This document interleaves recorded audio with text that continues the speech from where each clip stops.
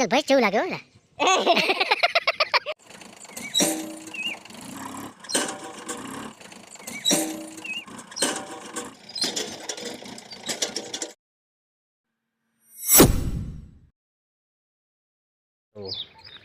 Good morning અને રામ રામ.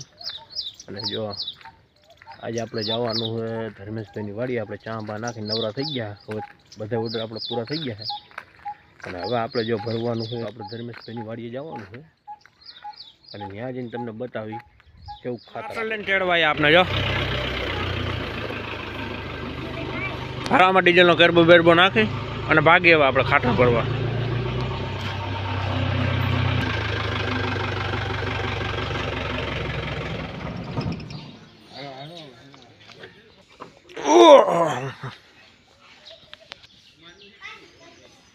ના ના બીજા નહીં છે કઈ.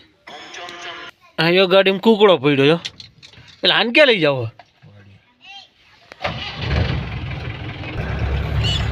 તમે જો ખાતર ભરવા માર્શલ લઈને જાય છે તમે વાવવા તો શું લઈને જાવ? ના ના મને એ નો અડે તો તારો હરીસો અડે મારો ટાંગો અડે. કારણ કે ટાંગા એમ જ નથી. કાઢ લઈએ એ ઢબલા. આપણા ખાતર ભરવા જો માર્શલ લઈને જતા હોય તો વાસણી વાવા BMW લઈને જાવ.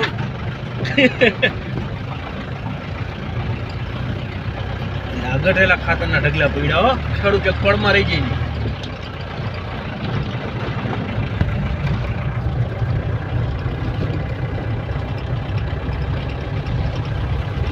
ઓરિજિનલ ભેંસ જેવું લાગે હો ને. कौन है ये लोग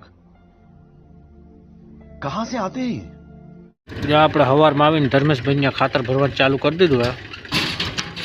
જો ધર્મેશભાઈનું કંઈક આ રીતનું લોડર છે. ખાતર ભરવામાં કામકાજ ચાલુ છે. પણ જો કઈ રીતનું ભરાય તમને બતાવો. આ સાદું જ બનાવેલું છે અને અમે ધર્મેશભાઈ હાથે બનાવેલું છે. ઘર પૂરતું ખાતર ભરવામાં હાલે એટલે હાલે આપણે. જો હમણાં તમને ત્યાં જઈને બતાવું કઈ રીતનું ભરાઈએ. જો કંઈક આ રીતનું ભરાઈએ અને આગળ તમને બતાવીશ કે જો આ ગોળ ખારિયાનું મહત્ત્વ હું. આજે આપણે રહ્યા એ 8ના ખારિયા છે અને ધર્મેશભાઈને 10ના ખારિયા છે. તમને ગોળ ખારિયાથી કેવું ખાતર ભરાય એ તમને બતાવીશ.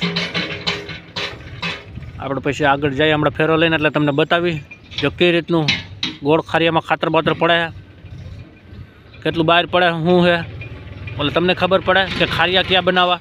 દિલા બાપુ, મહેશ, પરશુભાઈએ અને જો કઈ રીતનું દેશી ખાતર ભરાય. આ સાચી રીતે ખાતર ભરવાની, દેશી ખાતર ભરવાની. સમજો ચામાં તમને હમણાં બતાવું ગોલીની જેમ ખાતર પડે, એક દાણો બહાર ન જાય. તમને ખાતર મસ્તનું પડે ચામાં.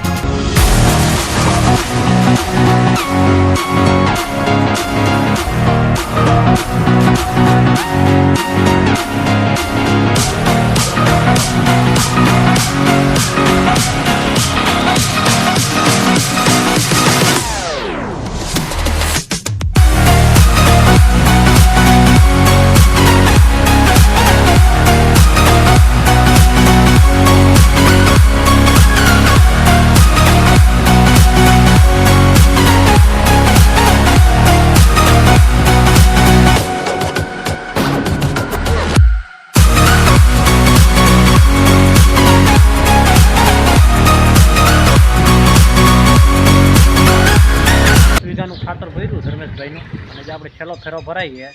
અને જો વિડીયો તમને ગમે તો લાઇક, શેર અને સબસ્ક્રાઈબ કરવાનું ભૂલતા નહીં. મળી નવા વિડીયોમાં. ત્યાં લગીને રામે રામ.